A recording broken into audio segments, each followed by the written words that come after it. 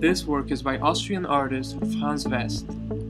It is located in Central Park at the Doris Freedman Plaza by 60th Street and 5th Avenue. The name of this work is The Ego and the Id, and it was created in 2008.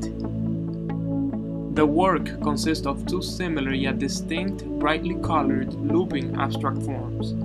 They soar at a height of 20 feet. This makes it possible for passers-by at a distance to at least turn their heads and glance at it.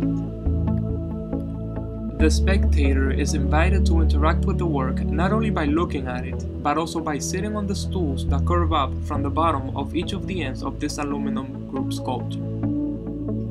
This functional quality is very important in the work of this artist.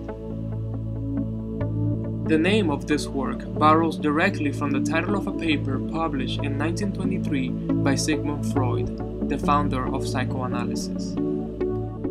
In Freudian psychology, the ego and the id are two of the parts that form the human psychic apparatus. The other element is the superego. The id is a primordial instinct. It is like the brain of a very young child. It understands no restraint or self-control.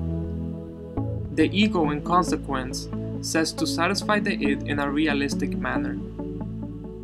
The superego, from what we can gather by looking at this illustration, is a sort of moral regulator. But there is no representation of the superego in this work. Here we have an artist's rendering of the ego and the id interacting with a bustling metropolitan environment. This interaction is also what Freud aimed at understanding in his paper. In this work, there is no established understanding as to which is the ego or which is the id. This helps us remember something very important. That is, although two separate units, this work is to be understood as a whole.